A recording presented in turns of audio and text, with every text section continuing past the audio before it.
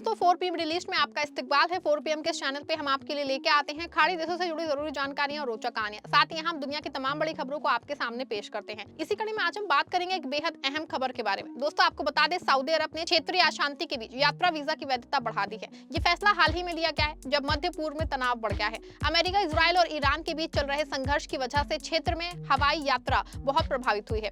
कई उड़ानें रद्द हो गई हैं या देरी से चल रही हैं। ऐसे में सऊदी अरब के अंदर फंसे विदेशी यात्रियों की परेशानी उनको काफी ज्यादा हो रही है। सऊदी अरब के गृह मंत्रालय ने मार्च 25, 2026 को एक बड़ा ऐलान किया है। उन्होंने कहा है कि जिन यात्रियों के वीजा फरवरी 25, 2026 को या उसके बाद खत्म हो गए थे, उन्हें राहत दी जाएगी। ये राहत उन लोगों के लिए है जो क्षेत्रीय हालात की वजह से समय पे देश नहीं छोड़ पाए। इसमें विजिट वीजा, उम्रा वीजा, ट्रांजिट वीजा और फाइनल एग्जिट परमिशन शामिल है। मंत्रालय ने 2 मुख्य विकल्प दिए हैं। पहला विकल्प है बिना किसी जुर्माने के देश छोड़ना।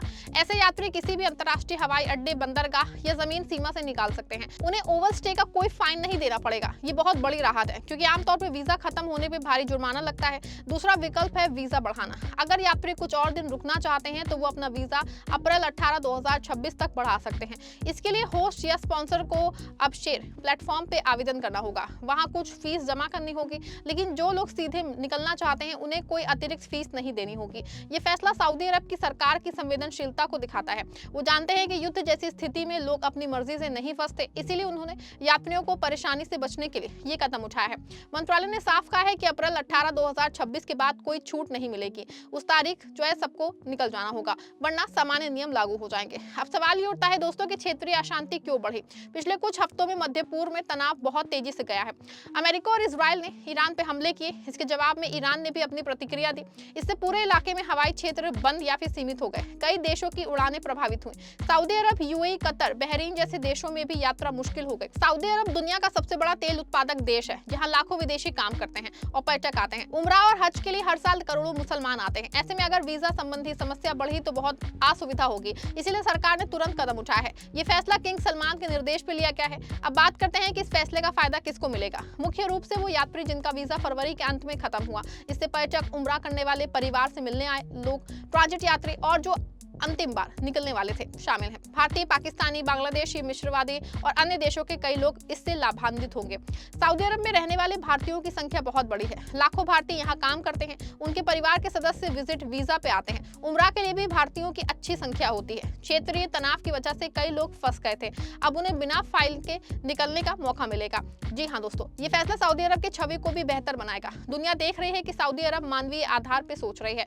विजन 2030 के तहत सऊदी पर्यटन बढ़ाना चाहता है, लेकिन युद्ध जैसी स्थिति में पर्यटक डर सकते हैं। ऐसे में ये राहत यात्रियों का भरोसा बनाए रखने में मदद करेगी। अब शेयर प्लेटफॉर्म क्या है? ये सऊदी अरब का ऑनलाइन पोर्टल है जहां स्पॉन्सर या होस्ट आसानी से वीजा एक्सटेंशन का आवेदन कर सकते हैं।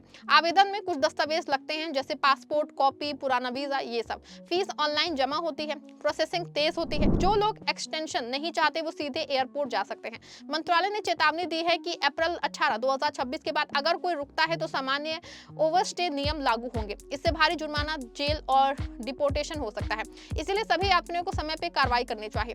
इस फैसले का असर अर्थव्यवस्था पे भी पड़ सकता है। सऊदी अरब में पर्यटन, होटल, ट्रांसपोर्ट और शॉपिंग जैसे क्षेत्र प्रभावित होते हैं। अगर यात्री रुकते हैं तो इन व्यवसायों को फायदा होता है, लेकिन मुख्य उद्देश्य मानवीय सहायता है। क्षेत्रीय अशांति कब तक चलेगी ये कोई नहीं जानता, लेकिन सऊदी अरब जैसे देश स्थिरता बनाए रखने की कोशिश कर रहे हैं। वो अपने नागरिकों और मेहमानों दोनों की सुरक्षा चाहते हैं। इसीलिए उन्होंने हवाई क्षेत्र की सुरक्षा बढ़ाई है और यात्रियों को राहत दी है। अब बात करते हैं सामान्य वीजा नियमों की। सऊदी अरब में पर्यटक वीजा आमतौर पर 90 दिनों का होता है। ई वीजा कई देशों के लिए उपलब्ध है, लेकिन उम्रा और हज के लिए अलग नियम है। विजन 2030 के तहत सऊदी ने पर्यटन को बढ़ावा दिया है। अब 60 से ज्यादा देशों के लोग आसानी से वीजा ले सकते हैं, लेकिन क्षेत्रीय तनाव ने सबको प्रभावित किया है। अमेरिकी विदेश विभाग ने भी अपने नागरिकों को सतर्क रहने की सलाह दी है। उन्होंने कहा है कि हवाई यात्रा में जोखिम है। कई देशों ने मध्य पूर्व की यात्रा पे सलाह जारी की। सऊदी अरब ने पहले भी ऐसी राहत दी है। कोविड के समय में भी वीजा एक्सटेंशन दिए गए थे। इससे पता चलता है कि सरकार जरूरत पड़ने पे लचीला रवैया अपनाती है। इस फैसले से भारतीय यात्रियों को खास फायदा होगा।